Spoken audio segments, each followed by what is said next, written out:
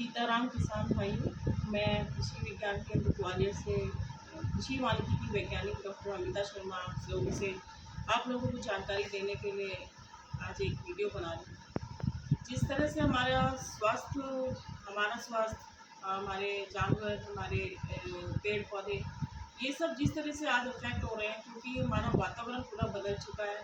और किसान भाई, इसमें ये कहने में कोई झिझक नहीं हो रही मुझे कि ये सब आप लोगों की वजह से ही, या हम लोग का भी कहीं ना कहीं गलती है कि हम लोगों ने ज़्यादा प्रोडक्शन के लिए अपने खेतों में इतना ज़्यादा उर्वरक डाला है, इतना ज़्यादा केमिकल फर्टिलाइजर्स का यूज़ किया, और इतनी ज़्यादा हम लोग एक दवाई लाते हैं, फिर दूसरी दवाई लाते हैं, तीसरी दवाई लाते हैं। इसका कॉन्सेप्ट समझाना है। असल में होता क्या है कि अगर किसान को लगता है कि खेत में बीमारी लगी, तो अपने अपने हर जिले में कृषि विज्ञान केंद्र का ऑफिस होता है, जहाँ पे किसान अपना जाके कोई भी इंक्वायरी होती है तो वो उसको पूछ सकता है। वहाँ पे अलग अलग विषय के वैज्ञानिक होते हैं, तो वो बताते हैं। लेकिन होता क्या है कि ज़िले के सारे किसानों को इस चीज़ के बारे में जानकारी नहीं है, और जानकारी भी नहीं है, दूसरा वो किसी से जानना भी नहीं चाहता। तो मैं ये बता दूं कि कृषि विज्ञान केंद्र वैज्ञानिक अपनी जानकारी देंगे। अगर आपके पौधों में बीमारी है, आपको खाद कितनी डालनी है, इसके लिए मिट्टी परीक्षण होता है, दवाइयाँ आप अपने मन से डालते जाते हैं। आप एक बार कृषि विज्ञान केंद्र आइए, वहाँ पे आप पूछिए कि कौन सी दवाई डालनी है। होता क्या है, जैसे हम अपने से देखें कि मलेरिया है, तो मलेरिया में हमको एक ही कोई डॉक्टर दवाई देगा, क्विनीन करके, तो वो ब्रांड अलग अलग होते हैं, है ना। जैसे किसी ने मतलब 2-3 ब्रांड की दवाइयाँ होंगी, लेकिन उसमें केमिकल कंपोजिशन सेम होता है। इसी तरीके से जो अपने पौधों के लिए दवाइयाँ आती हैं, उसमें भी केमिकल कंपोजिशन सेम है, खाली ब्रांड का नाम अलग कर दिया। तो इस तरीके से किसान जो है वो भ्रमित हो जाता है, वो समझ नहीं पाता है। वो दुकान वाले अपना प्रॉफिट बनाने के लिए उसी दवाइयों को अलग अलग ब्रांड से बेच देते हैं, और किसान सोचता है कि मैं नई दवाई लेके आया हूँ, जबकि केमिकल वही है, लेकिन ब्रांड का नाम अलग है। तो ये चीज़ थोड़ा आपको समझना होगा। इस चीज़ को समझने के लिए आपको कृषि विज्ञान केंद्र की वैज्ञानिक या आपके मीडिया पे, यूट्यूब पे आजकल सारी जानकारी मिल जाती है। आप उससे देखें, समझें, उसके बाद ही इन दवाइयों का प्रयोग करें। इसके अलावा मेरा कहना है कि हम खेतों में अननेसेसरी एक्स्ट्रा फर्टिलाइज़र डालते हैं, जबकि जैसे जितना पौधे को भोजन रिक्वायर होता है, जितना पौधों को चाहिए वो उतना ही लेता है। बाकी जो एक्स्ट्रा फर्टिलाइज़र जो हम डाल देते हैं, वो किसी काम का नहीं होता, वो अपनी मिट्टी में इकट्ठा हो जाता है। तो जब बारिश होती है या पानी भरता है, तो वो सारा फर्टिलाइज़र जो है अपने नीचे चला जाता है, अपने ग्राउंड वाटर लेवल में पहुँच जाता है। वहाँ पे क्या होता है, जब हमारा पीने का पानी होता है, तो उस पीने के पानी में वो जो फर्टिलाइज़र एक्स्ट्रा था, वो पीने के पानी में भी इकट्ठा होता है, और जो पानी हमारा नदी वदी में बह के जाता है, वहाँ पे भी वो फर्टिलाइजर्स का जो रेसिड्यू है वो वहाँ पे भी इकट्ठा होता है। तो इस वजह से हमारा पानी भी दूषित हो रहा है, हमारी मिट्टी भी दूषित हो रही है। तो जब हम वही पानी जानवर पी रहे हैं, हम पी रहे हैं, और वही मिट्टी का भोजन भी कर रहे हैं, तो उससे क्या है, हमारे स्वास्थ्य पे बहुत असर पड़ रहा है।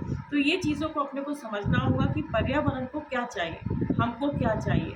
पर्यावरण में इतना सांस लेने में आजकल सांस की बीमारी, कैंसर, दुनिया भर के स्किन के कैंसर, ये सब क्यों हो रहे हैं? क्योंकि हम बिल्कुल अपने आप को ध्यान नहीं दे रहे।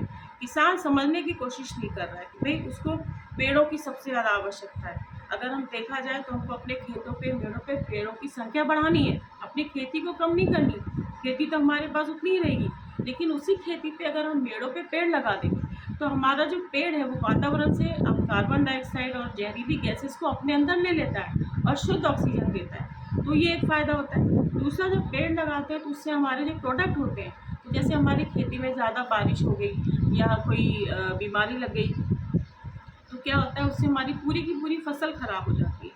तो अगर हमारे खेतों पे पेड़ रहेंगे, जैसे सहजन है, नींबू है, अमरूद है, कटहल है, जामुन है, तो कुछ ना कुछ हमको उससे फ़ायदा होगा। इसके अलावा आप वैसे पेड़ भी लगा सकते हो, जैसे जिसकी पेपर इंडस्ट्री में ज़रूरत पड़ती है, जिसका नाम है पॉपुलर और खमेर। तो इस तरह के पेड़ भी आप अपने बाउंड्री पे लगा सकते हैं। तो होता क्या है, जैसे मान लीजिए किसी कारण से हमारी फसल ख़राब हो गई और किसान माथा पकड़ के बैठ जाता है कि अब मैं क्या करूँ? तो उसके बदले में अगर हम अपने मेड़ों पे पेड़ लगाएं, अपने खेतों में कहीं लगाएं, जहाँ भी जगह है वहाँ पेड़ लगाएं, तो उससे हमारी एक्स्ट्रा आमदनी होगी। किसान कम से कम खाली हाथ तो नहीं बैठेगा।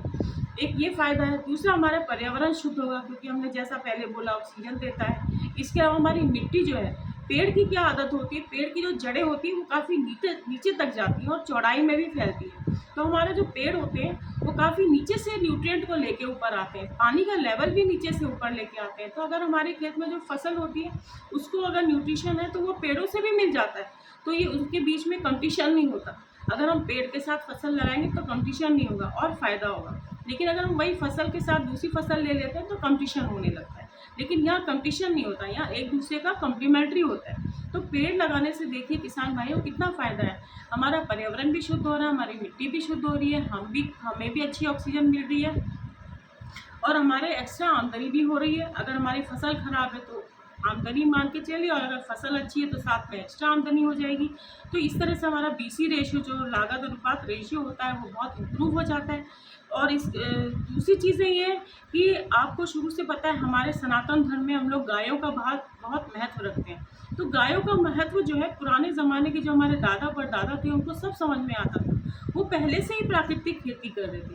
लेकिन हम लोग जो है आजकल बिल्कुल केमिकल पर डिपेंड हो गए हैं। तो प्राकृतिक खेती को वापस लाना है जिससे हमारी गाय भी सुरक्षित रहेगी, और गाय के गोमूत्र और गोबर के जो गुण हैं वो हमारे खेतों में अगर आएंगे तो हमारी फसल अपने आप अच्छी होगी, हमारी मिट्टी अच्छी होगी, उसकी गुणवत्ता बढ़ेगी। इसीलिए आप सबसे निवेदन है किसान भाइयों कि आप लोग ज़्यादा से ज़्यादा कोशिश करें कि प्राकृतिक खेती, ऑर्गेनिक खेती पे आएँ और केमिकल फर्टिलाइज़र को उतना ही डालें जितना रिकमेंडेड है। हमारे कृषि विज्ञान केंद्र में आप आके और हमारे वैज्ञानिकों से बातचीत कर सकते हैं, उनसे पूछ सकते हैं। मेरा मोबाइल नंबर अगर आप चाहें तो नोट कर सकते हैं, 9131461034। ये मेरा मोबाइल नंबर है, जो कि ज़्यादा से ज़्यादा सुबह 8 बजे से लेकर रात को 8 बजे तक आप कभी भी कांटेक्ट कर सकते हैं। अगर आपको खेतों में कोई भी समस्या हो, कृषि वानिकी से संबंधित, पर्यावरण से संबंधित, प्राकृतिक खेती से संबंधित, आपको जो भी जानकारी चाहिए मैं आपके लिए अवेलेबल हूँ। धन्यवाद किसान भाइयों।